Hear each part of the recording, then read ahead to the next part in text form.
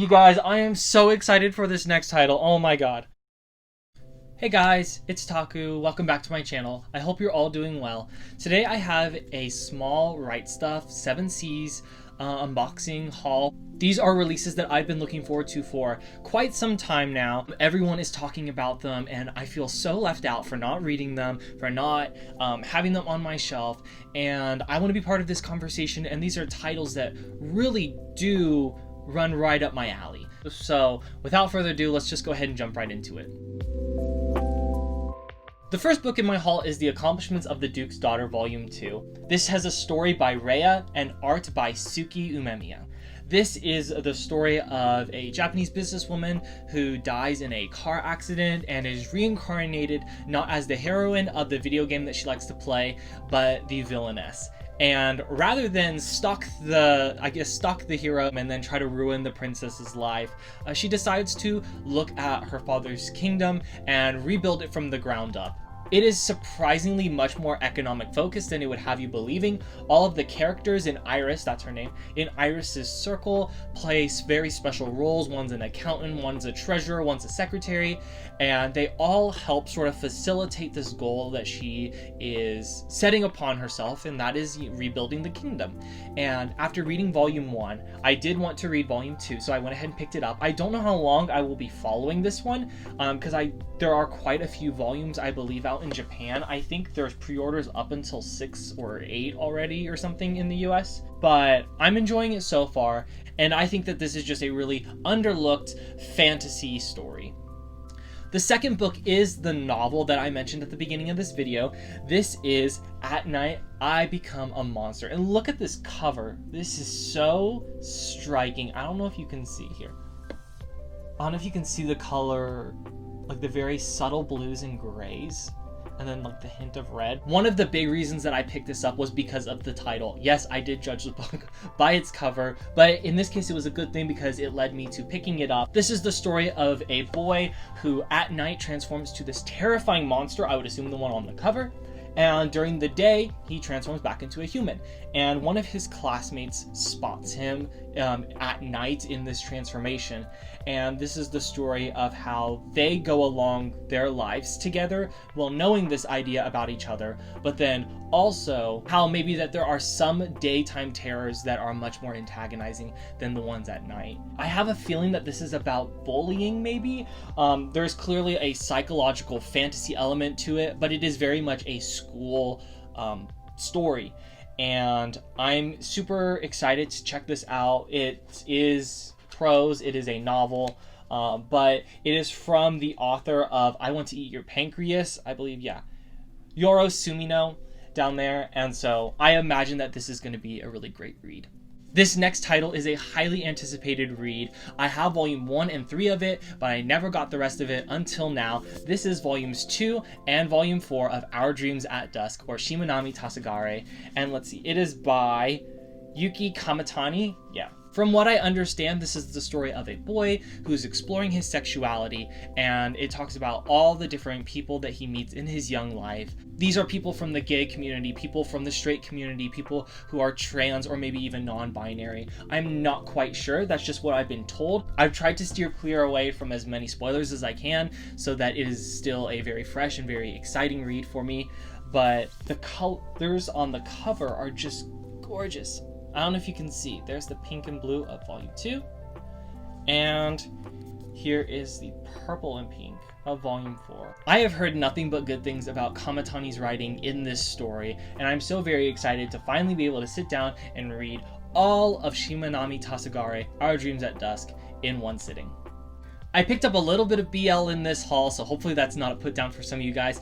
This is Mitaori's Our Dining Table. This is another title that's been getting a lot of talk in the community recently. From what I understand, this is the story of a salaryman who's a very talented cook, and how he meets this guy and his younger brother and starts cooking meals for them and teaching them how to make food. It sounds so wholesome and so inviting, and the art style is very cute and fluffy, even just thumbing through it I can tell.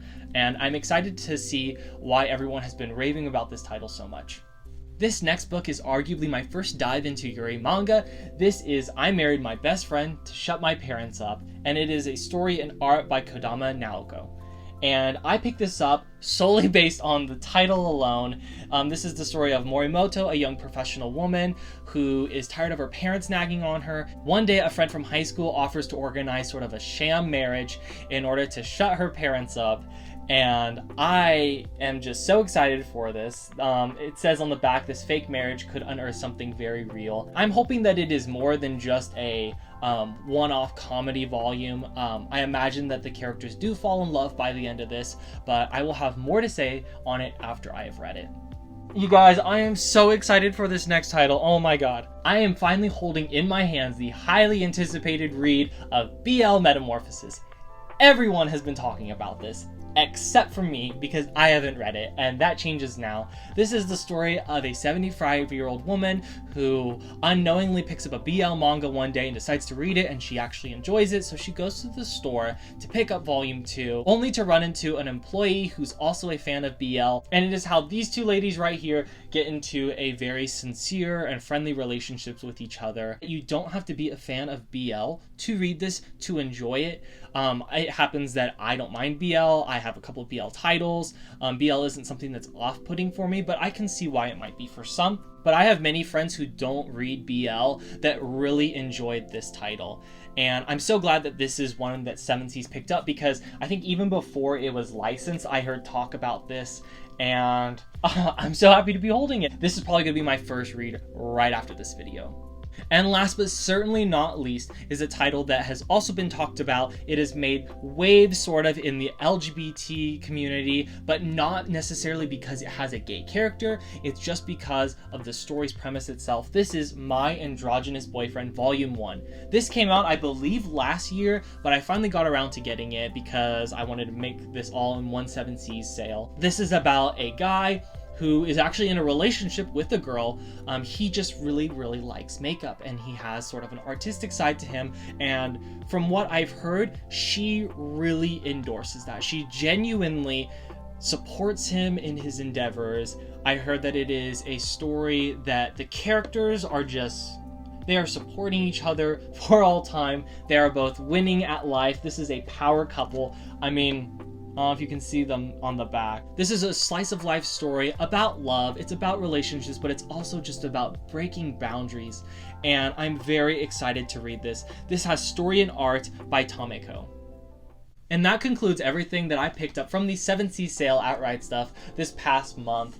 There are quite a few LGBT reads here, but then also just some things that I'm just plain curious about. I'm excited to finally be able to join the conversation and see why all these titles are so highly regarded and so being talked about and enjoyed and shared around with each other. And I already know I'm going to be diving into a lot of these reads because it is currently June, it is Pride Month, and what a more perfect time to read these works than now.